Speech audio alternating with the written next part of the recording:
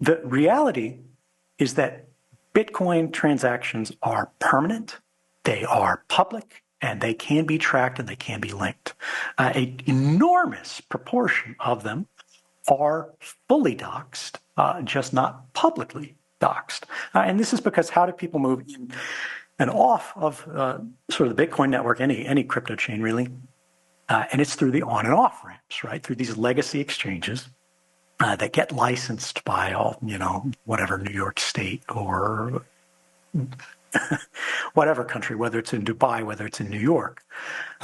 And they are sharing the information en masse with what we politely refer to as regulators, but what are plainly described as great powers. Right? People are not really focused on sending this stuff to the government of Barbados. But if they're worried about catching an indictment from that government, they will send anything that government asks for to them, and then they'll say, is there anything else you need while we're at it? Well, there was still one saving grace, which was there were parts of that chain which were not fully identified and verified. Bitcoin has long been hailed as a tool of financial independence, a currency that removes intermediaries and hands power back to the people. But Edward Snowden, the world's most famous whistleblower, is sounding the alarm. Bitcoin's biggest flaw isn't its volatility or regulatory scrutiny, it's its lack of privacy. As artificial intelligence advances and governments ramp up their surveillance efforts, Snowden warns that Bitcoin is heading towards an inflection point in 2025. Will it remain the tool of decentralization and freedom, or will it become just another cog in the machine of financial oversight? I want you to reflect on where we are, how we got here, and where we're headed.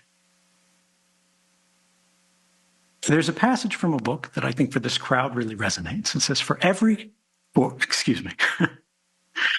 in every country of the world, I believe, the avarice and injustice of princes and sovereign states abusing the confidence of their subjects have by degrees diminished the real quantity of metal value which had been originally contained in their coins.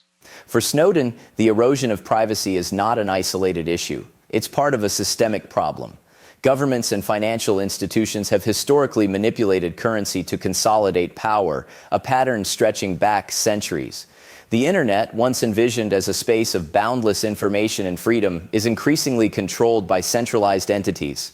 And now, Bitcoin, once a bastion of financial autonomy, is being analyzed, categorized, and watched. What is it that's wrong with the internet?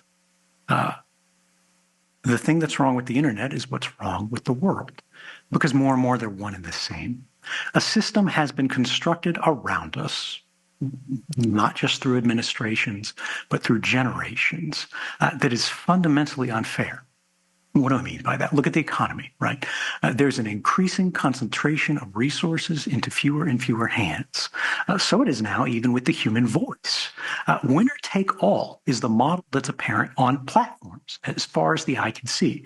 Whether you're talking about broadcast media, whether you're talking about legacy media, whether you're talking about newspapers, whether you're talking about social media, minority opinions are increasingly made to survive at the indulgence of the censored. As Snowden points out, financial control is just one aspect of the larger problem. The structures of censorship and economic control are closely intertwined. The erosion of privacy is not just about who holds power, but about who gets to speak, who gets to transact, and who gets to exist in a digital society that is increasingly designed to serve only a select few.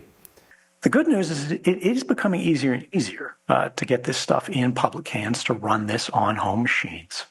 And I'm not just speaking rhetoric here. I've spent the last year using these models myself at home.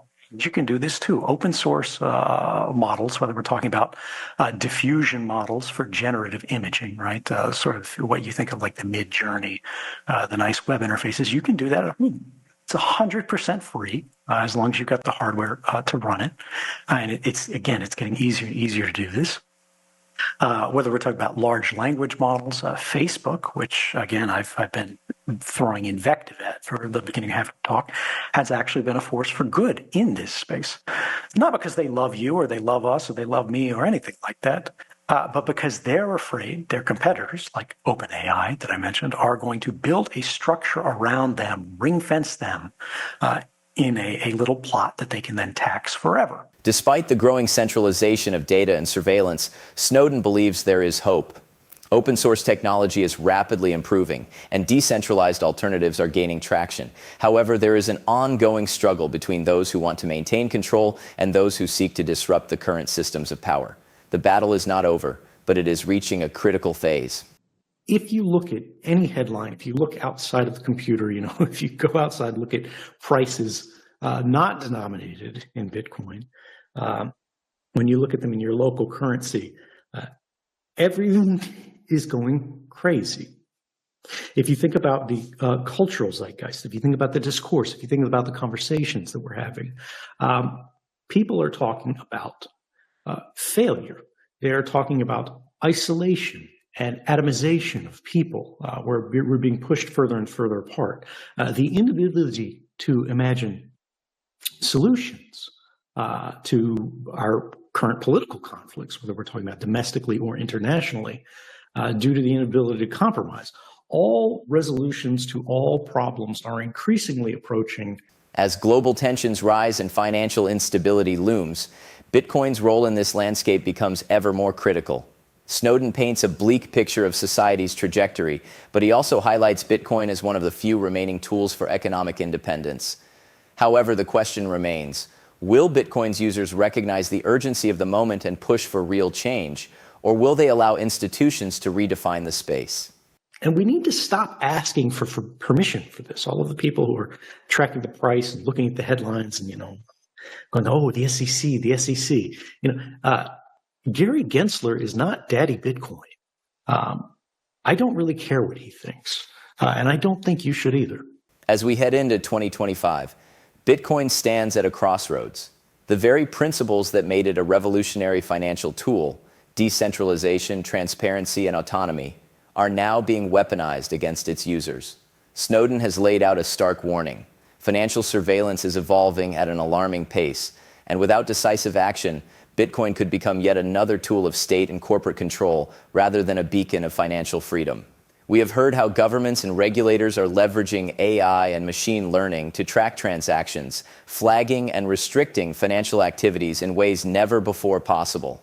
We've learned that once private transactions are becoming increasingly traceable, with metadata being used to reconstruct entire financial histories. And perhaps most importantly, Snowden has pointed out that we are running out of time to counteract this trajectory. The question now is, what happens next?